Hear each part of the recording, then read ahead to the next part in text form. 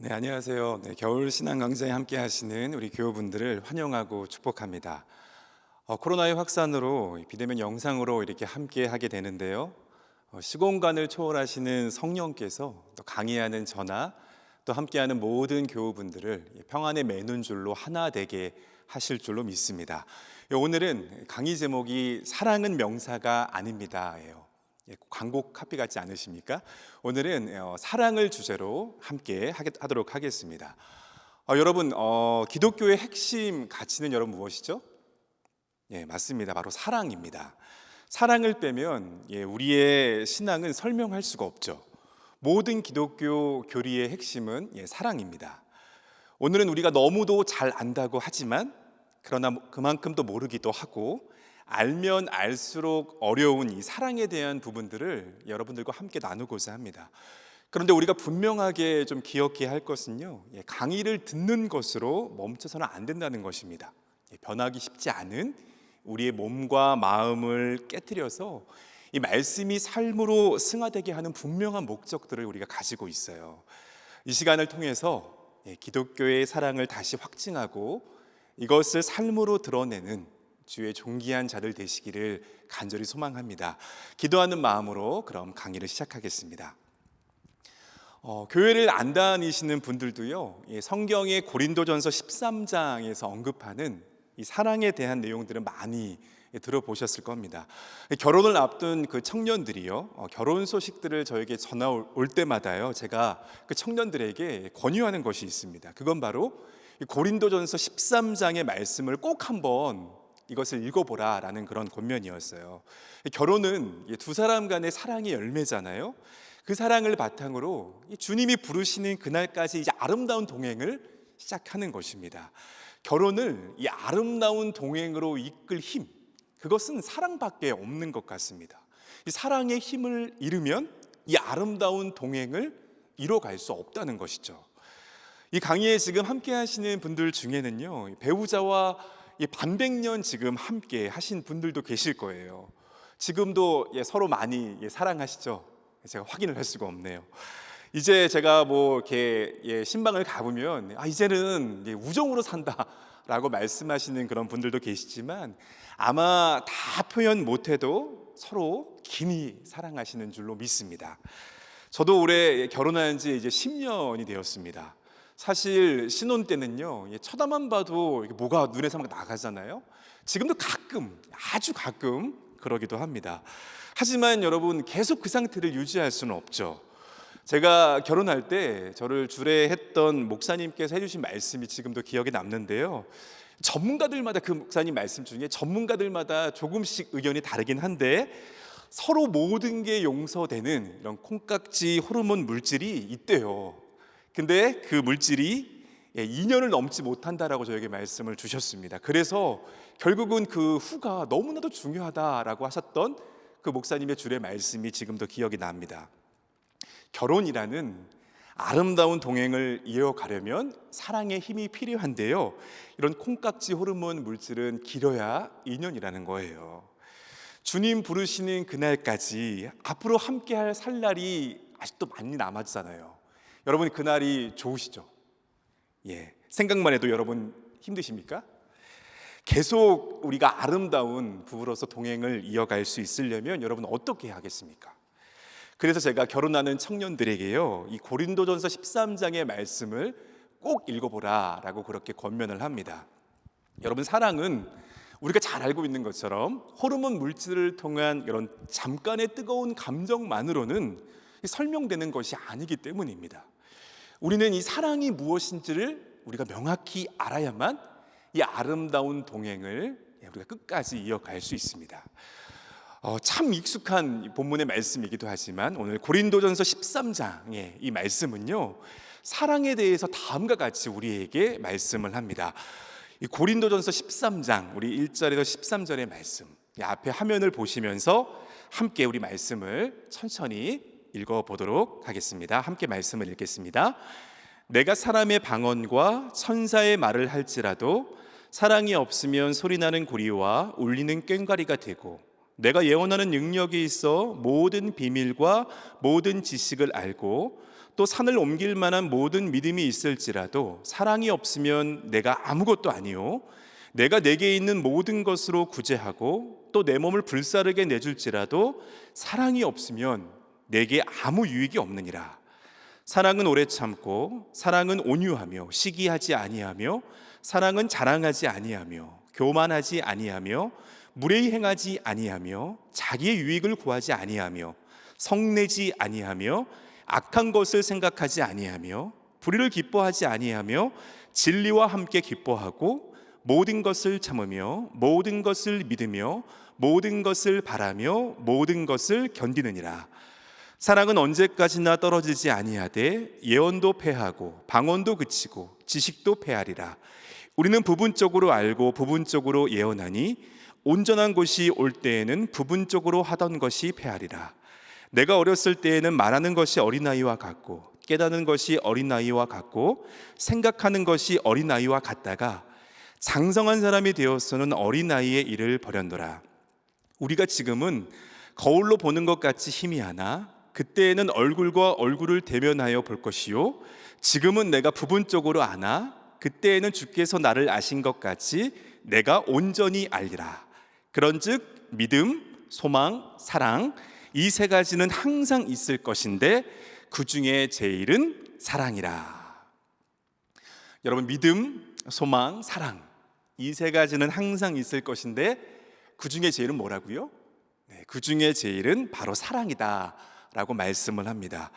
여러분, 주님께서 부르시는 그날까지 우리에게 귀하게 여기라고 주신 아내와 남편을 위하여 우리에게 필요한 것, 그건 바로 사랑입니다. 내 자녀들과 또 다른 가족들을 위하여도 이 사랑이 필요합니다. 은혜 안에 맺어졌으나 때때로 이 사랑하기 힘든 형제 자매들 또 이 공동체를 위해서도요 더 큰 그런 사랑이 필요합니다. 아직 복음을 듣지 못한 나의 이웃들과 또 외로운 자들과 이 버림받은 자들, 이런 사람들을 위해서도요 우리에게 필요한 것은 사랑입니다. 사랑이 필요합니다 라는 이 말씀이 여러분 공감이 되십니까? 하지만 사람들이요 이 고린도전서 13장의 말씀을 여러분 친숙하게 느낀다고 해서 그렇다고 여기서 말하는 이 사랑을 정확하게 그렇게 이해한다라고 말하기는 어렵습니다. 그 이유로 많은 사람들이 문맥에 상관없이 이 본문을 읽는 것들을 우리가 들 수 있어요. 여러분, 우리가 고린도전서 13장의 이 사랑장의 이 말씀을 하나님의 뜻에 따라서 정확하게 우리가 이해하기 위해서는요 먼저 이 고린도 교인들이 누구였고 하나님께서 이 서신을 통해서 사도 바울을 통해서 이 고린도 교회 교인들에게 무엇을 말씀하시고자 했는지에 대해서 우리가 기억해야 합니다. 사도 바울이요 이 고린도서를 기록할 당시에요 이 고린도 교인들에게 필요한 것이 하나 있다면 그것은 바로 이 사랑이었습니다.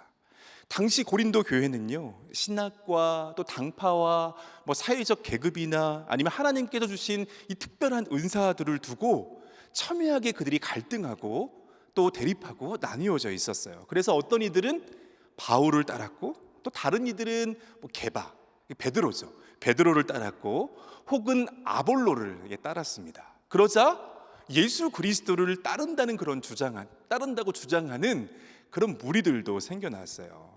이런 상황에서 바울이 이 고린도 교회에 전하고자 했던 것은요 이 정욕을 좇는 그런 로맨틱한 그런 에로스의 그런 사랑이 아니었습니다. 아가페였죠. 즉 그리스도 안에서 하나 된 이 형제와 자매들 사이에 희생적인 그런 사랑이었어요. 그것은 단순히 어떤 사람들의 결혼 준비만을 돕는 그런 말씀이 아니었다라는 것입니다. 당시에 이 자기중심적인 그리스도인들로 가득한 이 고린도 교회를 향해서 결혼식 당일뿐만 아니라 일생 동안 더 나은 삶을 살라고 권면하는 그러한 말씀이었다는 거예요. 다시 말하면 이 사랑장은요 이미 사랑하고 있는 사람들을 위한 그런 말씀이 아니었고 하나님을 이해하고 하나님을 예배하고 섬기고 헌신하는 데 있어서 자신의 방법만이 최고라고 믿는 그런 사랑 없는 자들을 향한 그런 말씀이었습니다. 또 우리 신앙인들조차 오해하는 것이 하나가 있습니다. 그건 이 고린도전서 13장이요, 사랑에 관한 좋은 말들로 많이 채워져 있잖아요. 이 사랑에 관한 좋은 말들로 채워져 있기 때문에 어떤 긍정적인 말로 용기를 북돋워 주는 그런 말씀이다라고 생각한다는 것입니다. 그러나 사실 여러분, 이 고린도전서 13장의 말씀을 읽으면 읽을수록 여러분 어떠십니까? 고린도전서 13장에서의 이 사랑은요, 저는 말씀을 읽으면 읽을수록 오히려 두려움을 주는 그런 말씀인 것만 같아요. 왜냐하면 나 같은 사람은 절대 도달할 수 없는, 닿을 수 없는 그런 절대적인 그런 사랑의 기준들을 이 말씀 속에서 제시하고 있기 때문입니다. 솔직히 오늘 말씀처럼, 이 13장에 있는 말씀처럼 이런 사랑을 할 수 있는 사람이 이 세상에 있을까라고 생각하기 쉽습니다. 그것을 여러분 근데 증명해내는 것은 별로 어렵지 않습니다. 여러분, 우리가 말씀이 고린도서 13장 4절부터 말씀을 읽어 내려가면서요, 이 사랑이라는 말이 나올 때마다 그 자리에 여러분들의 이름을 한번 넣어 보시기를 바랍니다. 어디 그래도 우리가 한번 해볼까요? 네, 약간 이거 하시면 약간 낯간지러우실 수 있는데, 약간 낯간지러우시겠지만 우리 함께 한번 해보도록 하겠습니다. 4절부터 7절까지 제가 화면을 띄워드릴 텐데, 4절부터 7절까지 본인의 이름을, 그 사랑이란 부분에 본인의 이름을 넣어서 한번 같이 읽어보도록 하겠습니다. 함께 해보겠습니다. 재현이는 오래 참고 온유하며, 재현이는 시기하지 아니하며 자랑하지 아니하며, 재현이는 교만하지 아니하며 무례히 행하지 아니하며, 재현이는 자기의 유익을 구하지 아니하며, 재현이는 성내지 아니하며 악한 것을 생각하지 아니하며, 재현이는 불의를 기뻐하지 아니하며 진리와 함께 기뻐하고, 재현이는 모든 것을 참으며, 재현이는 모든 것을 믿으며, 재현이는 모든 것을 버리며, 재현이는 모든 것을 견디느니라. 여러분 어떠십니까? 많이 부끄럽습니다. 여러분, 그러나 이렇게 이름을 넣어서 해보니까 단번에 여러분 느껴지지 않으세요? 이게 바로 여러분 사랑이라면, 내게 사랑이 많지 않다는 것을 이렇게 여러분들의 이름을 넣어서 읽을 때 단번에 아마 느끼셨을 겁니다. 여러분, 그럼에도 불구하고 사랑은요, 기독교를 이 다른 종교들과 구분 짓는 유일한 그런 특징이어야 합니다. 선교도 목사인 조나단 에드워스는요, 이렇게 말했습니다. 신약 성경은 그 어떤 미덕보다 사랑의 미덕을 강조하고 있다라고 그렇게 말합니다. 사실 성경은요, 그 어떤 미덕보다요, 이 사랑의 미덕을 강조하고 또 강조하고 있음을 우리가 잘 알고 있습니다. 바울도 고린도전서 13장 1절에서 3절의 말씀 속에서요, 이런 사랑의 필요성들을 논리적으로 그렇게 증명하죠. 그러면서 바울도 분명하게 강조하고 있습니다. 바울이 여러분 뭐라고 말하고 있습니까? 바울이 이렇게 말하죠. 그러므로 사랑이 제일 중요합니다. 사랑이 없다면 우리는 아무것도 아닙니다. 사랑이 없다면 아무것도 아니라는 것입니다. 그러면서 바울은요, 이 사랑을 이 고린도전서 13장 1절 3절 말씀 속에서 다른 것들과 이렇게 비교하면서 그 중요성을 강조를 하고 있어요.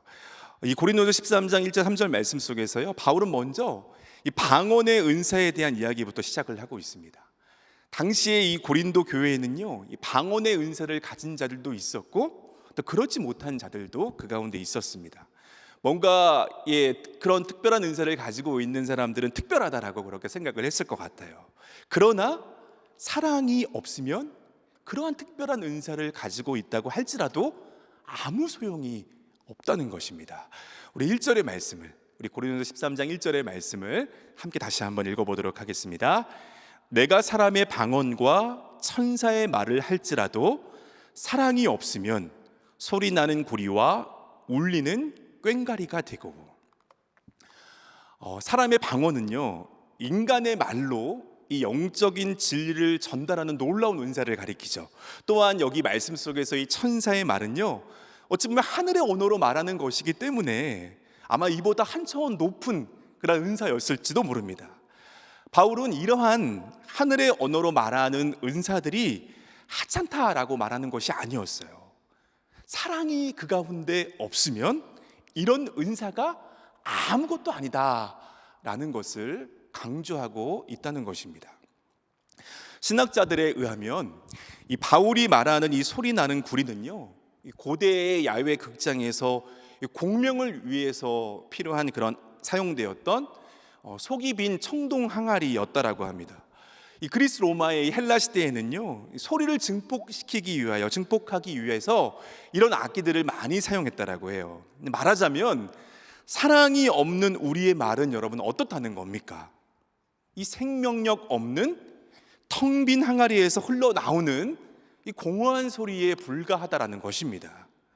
또 어떤 이들은요, 이 바울이 언급하고 있는 이 소리나는 구리가 이교도들의 신들을 위해서 사용되었던 그런 악기라고도 주장을 합니다.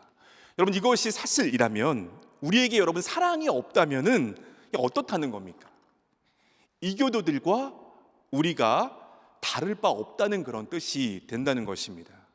또 여러분, 여기서 언급하고 있는 이 꽹과리 역시요, 박자를 맞추지 못하고 꽹과리가 계속 여러분 울려댄다라면 그 소음은요 이루 말할 수 없을 것입니다.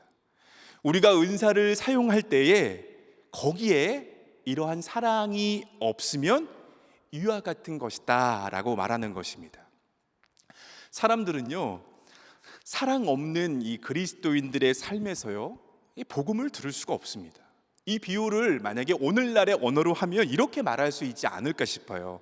유튜브나 페이스북, 인스타그램, 이 소셜 네트워크에 아무리 많은 복음들이 그 가운데 올라간다 해도 사랑이 그 가운데 없으면 결국 시끄러운 블로그나 의미 없는 트위터가 되고, 사랑이 없으면 결국 아무것도 아니라는 그러한 말입니다. 또한 그 말씀 속에 2절의 말씀에서 바울은 이 사랑을 예언의 은사와 비교하여 말하고 있죠. 우리 2절의 말씀을 또 한번 읽도록 하겠습니다. 내가 예언하는 능력이 있어 모든 비밀과 모든 지식을 알고 또 산을 옮길 만한 모든 믿음이 있을지라도 사랑이 없으면 내가 아무것도 아니요. 바울은요, 이 예언의 은사자들이 모든 비밀과 모든 지식을 안다라고 그렇게 말하고 있죠. 이러한 영적인 은사를 가진 사람들은요, 하나님의 놀라운 신비를 이해하는 그런 사람들입니다. 느부갓네살 왕의 그 꿈을 해석했던 이 다니엘처럼 하나님의 계획과 하나님의 비밀을 이해하는 그런 사람이죠. 고린도 교인들 중에서는요, 이런 예언과 지식의 은사를 가진 자들이 있었다는 거예요. 여러분, 요즘에 참 코로나의 상황에 장기화로 한 치 앞도 모르는 우리 시대를 살아가고 있지 않습니까? 이렇게 한 치 앞도 모르는 이 시대에 여러분, 이런 특별한 은사가 여러분들에게 있다면 정말 좋지 않으시겠습니까? 하지만 여러분, 그런 은사를 가진 사람일지라도 그 안에 사랑이 없으면 아무것도 아니라는 것이죠. 신령한 통찰력을 가진 자, 하나님의 깊은 신비를 알고 있는 자, 이 모든 예언과 이 모든 은사도 그러나 그 가운데 사랑이 없으면 아무런 소용이 없다라는 그런 말씀입니다. 또한 바울은요, 이 2절의 말씀 안에서 이 절대적인 믿음과 이 사랑을 비교를 하고 있죠. 여기서의 믿음은요, 매우 특별한 은사라는 것을 우리가 알 수 있습니다. 공동체와 하나님 나라의 사역을 하다가 겪는 여러 가지 고난과 어려움 속에도 하나님을 신뢰할 수 있는 그런 믿음의 은사들을 말씀이 이야기를 하고 있기 때문입니다.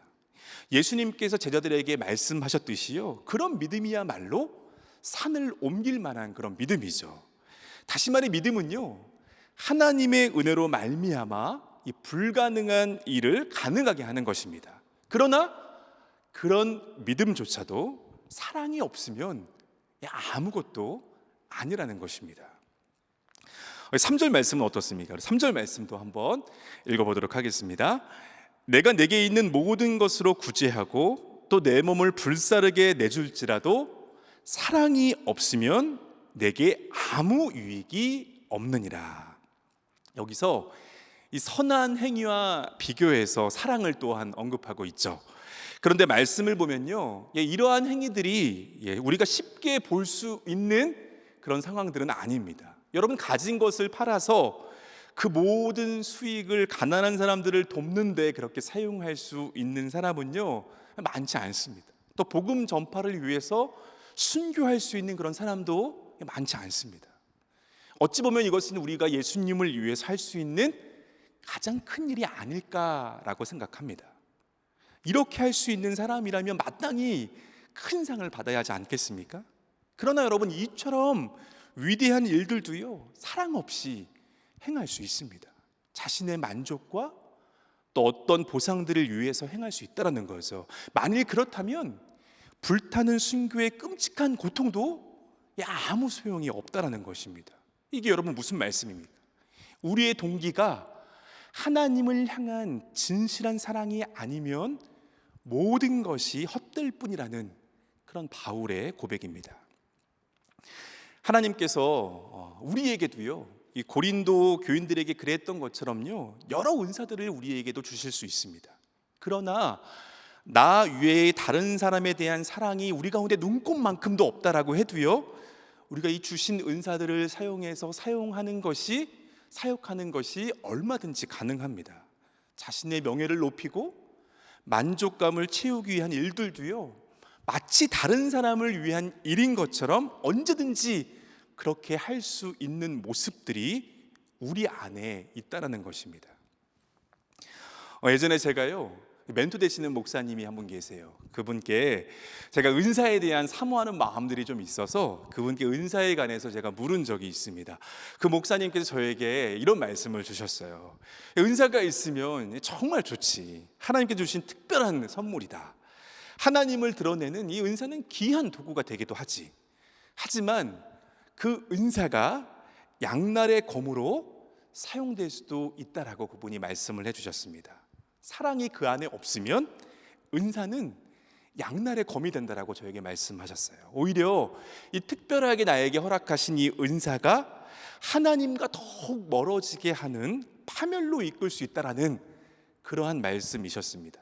그렇게 정말 중요한 것은요, 얼마나 많은 은사들을 가졌느냐가 아니라 얼마나 사랑으로 행하는가에 있다라고 말씀하셨던 그 멘토 목사님의 말씀이 참 기억에 남습니다.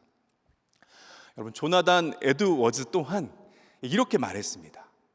당신이 아무리 많은 일을 하고 아무리 큰 고통을 당한다고 해도 당신의 마음이 주님을 향하지 않는다면 주님은 그 무엇도 연락하지 않으신다. 여러분, 정말 중요한 것은요, 얼마나 많은 은사를 가졌느냐가 아니죠. 아무리 우리가 많은 일들을 하고 신앙 때문에 아무리 큰 고통과 환난을 당한다 해도요, 그 안에 여러분 사랑이 없으면, 주님을 향한 이 사랑의 마음이 없으면, 사랑으로 행하지 않으면 아무런 소용이 없다라는 것입니다. 하지만 여러분, 이 사랑은요, 단지 에로스의 사랑이 아닙니다. 감정에 따라서 할 수도 있고 하지 않을 수도 있는 그런 사랑이 아니죠. 기브 앤 테이크식의 그런 사랑이 아닙니다. 바울은 분명 이 사랑은 아가페의 사랑이다라고 말하고 있습니다. 우리가 알고 있는 이 복음, 예수 그리스도께서 보여주신 온전한 사랑임을 우리에게 말하고 있어요. 우리가 이 고린도 전서 13장의 말씀을 우리가 읽다 보면요, 이 1절과 3절의 말씀, 또 4절과 8절 말씀 사이에 어떤 변화들을 요즘 우리가 볼 수 있습니다. 여러분, 말씀을 보시면서 어떤 변화인지 좀 눈치를 채셨습니까? 1절에서 3절의 말씀은요, 1인칭이거든요. 내가 중심이에요. 그래서 1절에서 3절은 내가로 그렇게 시작을 합니다.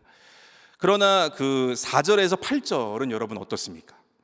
4절에서 8절 말씀은 사랑 그 자체를 의인화해서 전달하고 있다는 것을 우리가 알 수 있습니다. 전자는 사랑이 없으면 결국 아무런 소용이 없다는 것들의 나열이죠.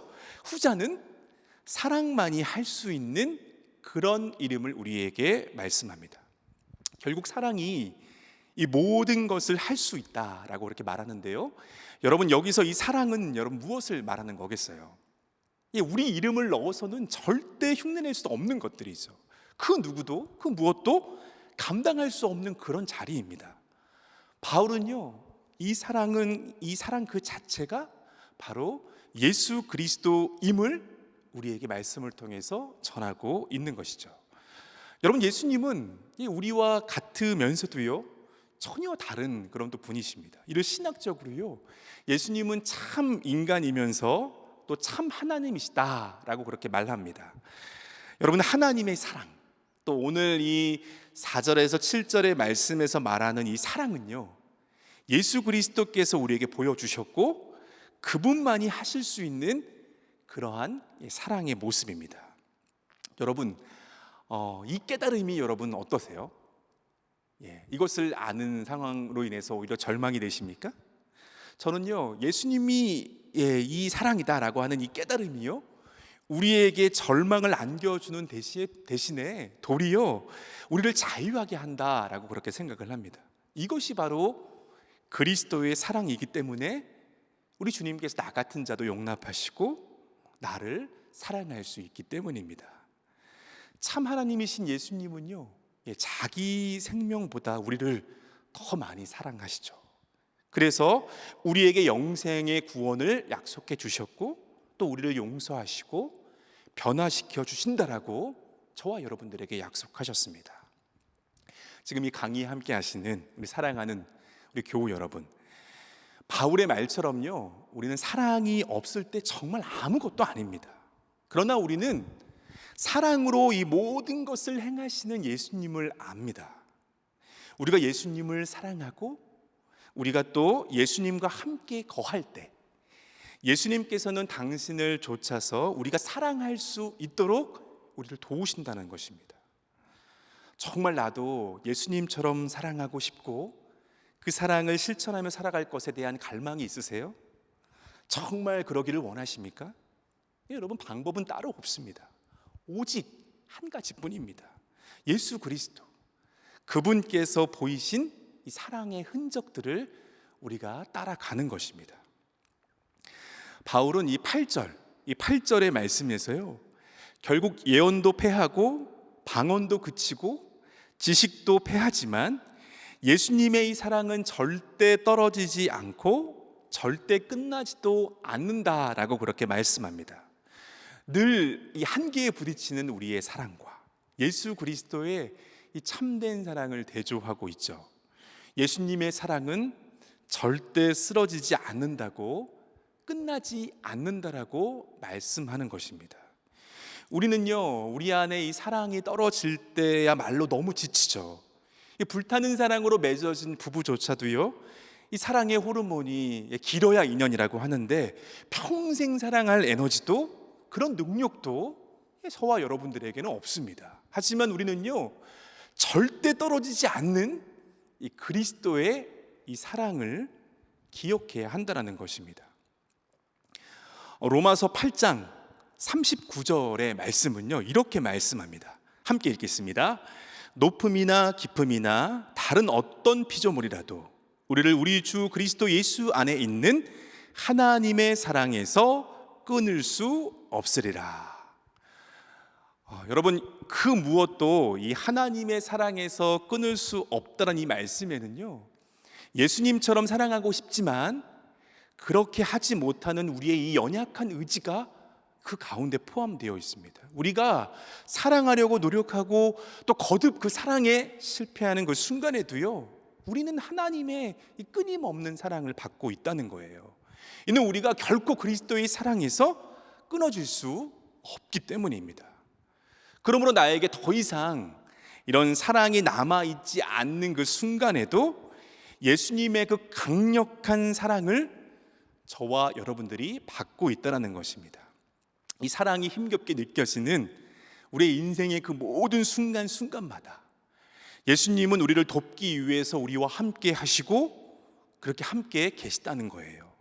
사랑이 없는 우리 안에 연약한 마음조차도 이 그분의 놀라운 사랑에서 떼어놓을 수 없다는 것을 우리에게 말씀하고 있는 것입니다.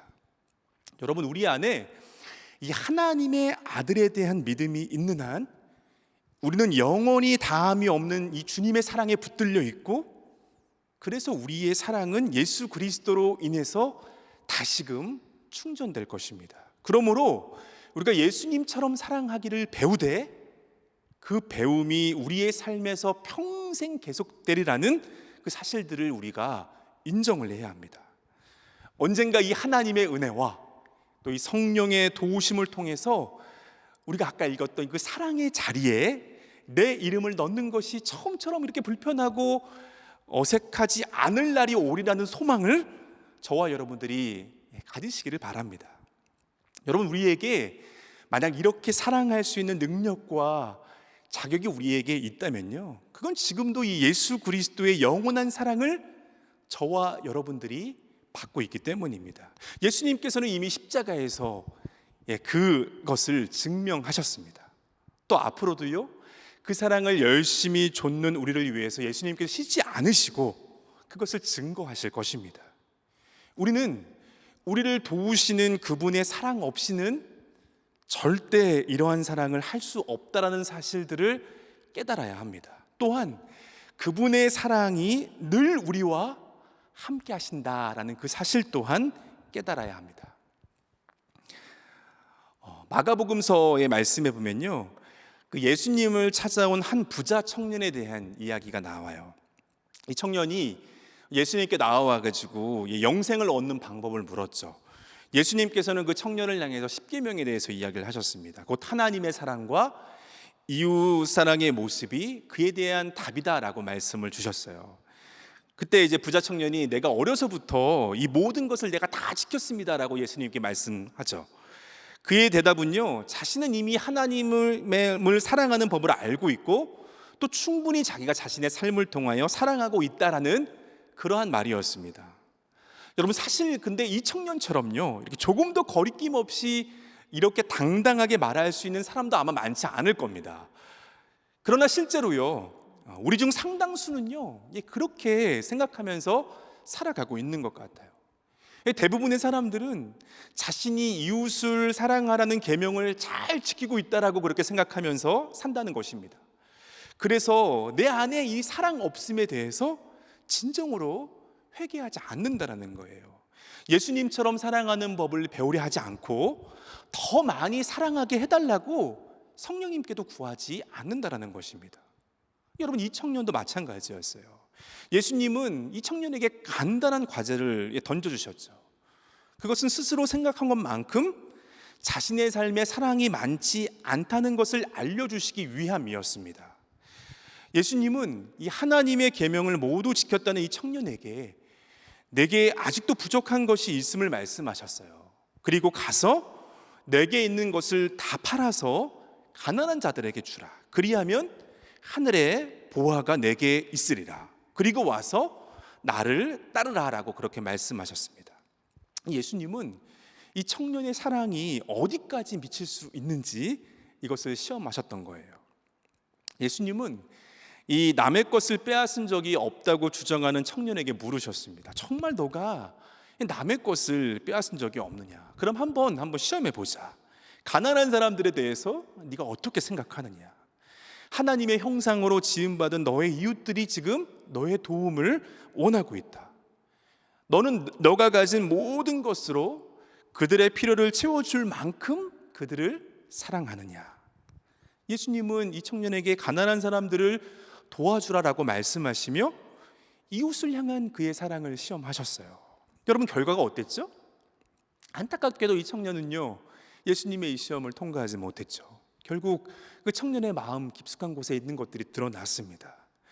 이 청년은 스스로 사랑한다라는 법을 안다고 생각하지만요, 사랑하지 못하는 그 한계를 깨닫게 된 것입니다. 여러분, 여기서 부자 청년의 이야기를 꺼낸 것은요, 우리도 그와 별반 다르지 않다는 것을 이야기하기 위해서입니다. 어쩌면 우리는요, 하나님께서는 모든 사람에게 이 소유를 다 팔라고 요구하지 않으신다라고 그렇게 변명할지도 모릅니다. 이것이 우리의 소명은 아니다라고 그렇게 말할 수 있습니다. 그러나 우리의 진정한 문제는요, 바로 내 안에 한계를 정해놓고 사랑하려는 그러한 마음입니다. 우리는 늘 준비가 되어 있다라고 하죠. 그러나 주고도 남을 때만 줍니다. 섬길 준비도 다 되어 있다라고 합니다. 그러나 불편하지 않는 범위에서만 섬깁니다. 물론 사랑도 할 수 있죠. 그러나 그에 대한 대가가 보장될 때에만 우리가 사랑을 합니다. 이 강의 함께 하시는 우리 교우 여러분, 우리는요 예수님처럼 우리가 사랑할 수 없음을 인정해야죠. 사랑이 없을 때는요 우리 아무것도 아닙니다. 불행히도 우리에게는 하나님이 우리에게 원하시는 것만큼 그렇게 사랑할 능력이 우리에게는 없습니다. 사도 바울은 기꺼이 이 사실을 인정했죠. 사도 바울은요 고린도 13장에서의 시작부터 그래서 1인칭 단수형을 사용하였습니다. 그러니 고린도 교인들을 향해서 사랑 없는 그들을 책망하지 않고 자기 자신을 내어놓고 자신의 이 죄악된 본성을 먼저 고백하고 있습니다. 방언과 예언과 지식과 믿음 등 많은 은사를 가지고 있었던 이 바울은 이 자신의 모든 소유를 포기하기도 했고 목숨을 내어놓기도 했습니다. 그러나 이 바울은 그 가운데 사랑이 없으면 결국 이 모든 것이 헛되며 자기 자신도 아무것도 아니라는 것을 사도 바울은 분명하게 알고 있었습니다. 부자 청년은 자신이 모든 것을 다 안다라고 믿었죠. 그래서 자신을 실제로 높게 이렇게 평가를 하고 또 자신의 이 사랑 없음의 죄를 고백하기 싫어했습니다. 만약에 우리라면은 절대 이러한 청년을 쉽게 사랑할 수 없을 것입니다. 그러나 예수님은요 이 청년도 사랑하셨어요. 사실 예수님께서 이 청년을 시험하신 것도 결국 이 청년을 사랑하셨기 때문입니다. 예수님은 이 청년이 사랑이 없을 뿐만 아니라 더 많은 사랑이 필요한 존재임을 깨닫기 원하셨기 때문입니다. 여러분, 우리는요 이 놀라운 이 말씀 안에서요 이 예수님의 사랑을 엿볼 수가 있어요. 우리는 사랑을 안다고 믿었던 이 청년보다 생각해보면 조금 더 나을 것이 없는 그런 사람들이죠. 그러나 예수님은요 여전히 사랑하는 눈빛으로 저와 여러분들을 바라보시면서 우리에게 사랑이 많지 않다는 것을 우리에게 깨닫게 하십니다. 그러나 예수님의 사랑은 거기에서 멈추지 않죠. 주님은 이 십자가의 죽음으로 우리의 사랑 없음을 용서하기를 원하십니다. 그리고 우리에게 성령을 보내셔서 예수님처럼 우리가 사랑할 수 있도록 도우신다라는 겁니다.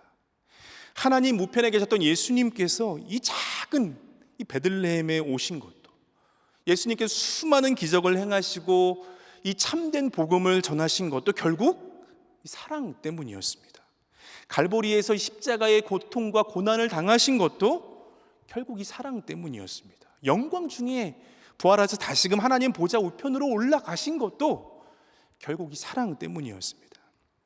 앞에서 우리의 이름을 넣으면 너무 어색한 이 사랑장이지만 거기에 이 예수님의 이름을 넣으면 이 느낌이 완전히 달라집니다. 왜냐하면 예수 그리스도께서 곧 사랑이시기 때문입니다.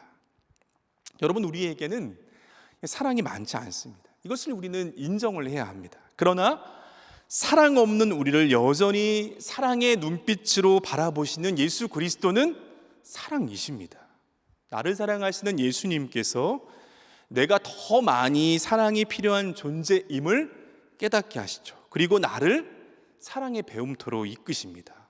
떨어지지 않고 패할 수 없는 그리스도의 사랑으로 늘 충전케 하시며 나에게 주신 삶의 자리에서 이러한 사랑의 배움이 계속될 것임을 인정토록 하신다는 거예요.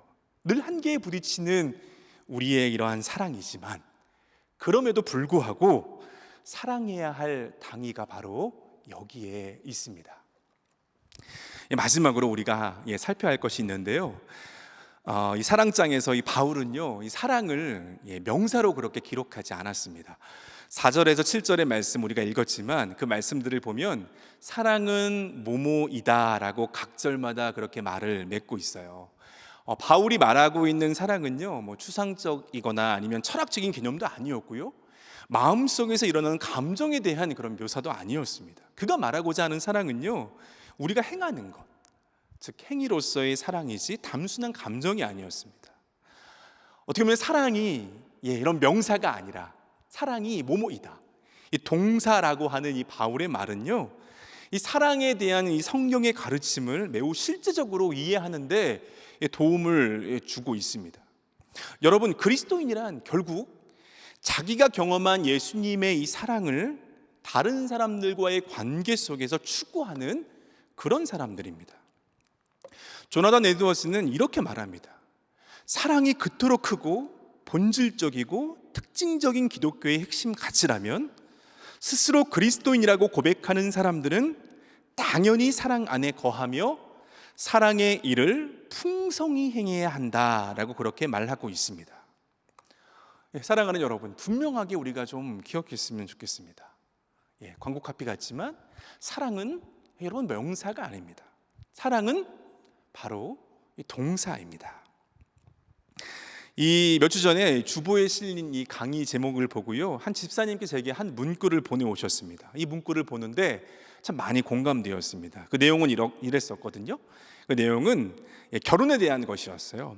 결혼은 해석해보면 명사가 아니라 동사입니다. 당신이 어떤 것을 얻기 위한 것이 아닙니다. 당신이 행해야 하는 것입니다. 그것이 매일 당신의 배우자에게 사랑을 행할 수 있는 유일한 방법입니다.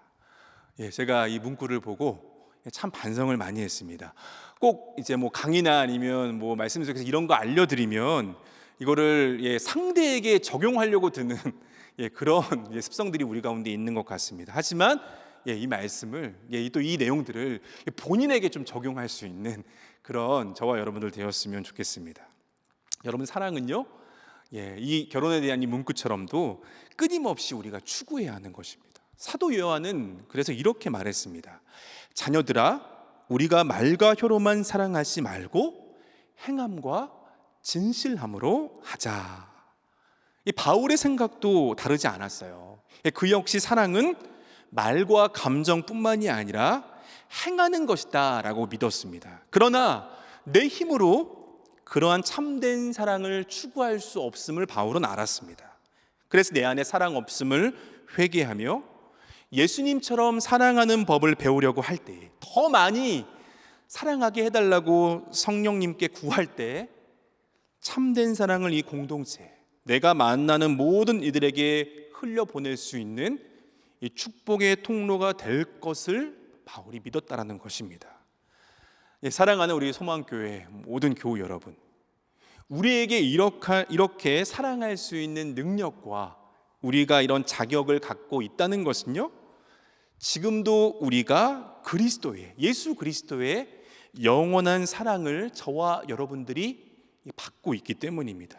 예수님께서 이미 십자가 위에서 그것을 증명하셨고, 앞으로도 그 사랑을 열심히 좇는 우리를 위해서 예수님께서 직접 쉬지 않고 증거하실 것입니다. 우리는 우리를 도우시는 이 예수님의 이 사랑이 없이는 절대 사랑할 수 없다는 것을 거듭 깨닫게 될 것입니다. 그러나 이 예수님의 사랑이 늘 우리와 함께 한다는 사실 또한 우리가 깨닫게 될 것입니다. 우리 마지막으로 언젠가 하나님의 은혜와 이 성령의 도우심으로 내 이름을 이 사랑장에 넣는 것이 지금처럼 어색하지 않을 날이 오리라는 그런 소망을 가지고요, 다시 한번 우리 이 사랑의 자리에 우리의 이름을 넣어서 다시 한번 마지막으로 읽고 마치도록 하겠습니다. 제가 화면을 띄워드릴 텐데요, 다시 한번 이 사랑의 자리에 여러분들의 이름을 넣어서 마음을 다해서 한번 이 말씀을 같이 읽었으면 좋겠습니다. 시작하겠습니다.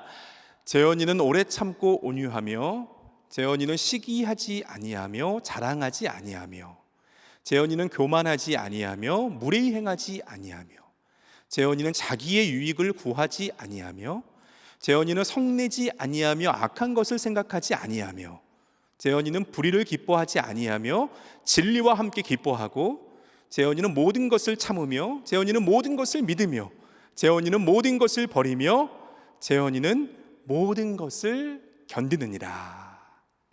아멘. 기도하겠습니다. 사랑이신 주님, 연약한 저에게는 사랑이 없습니다. 주님만이 온전한 사랑이십니다. 주님께서 아시듯 저는 사랑 없는 그런 죄인일 뿐입니다.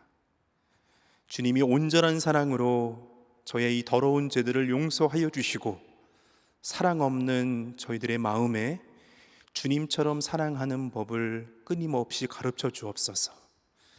사랑하려고 노력하되 거듭 실패하고 절망한다 해도 포기하지 않게 하시고, 나를 사랑하시는, 나를 끊임없는 사랑으로 붙들어 주시는 그 사랑으로 더 이상 율법에 갇힌 신앙생활이 아니라 사랑 안에서 행하는 저희들 되게 인도하여 주옵소서.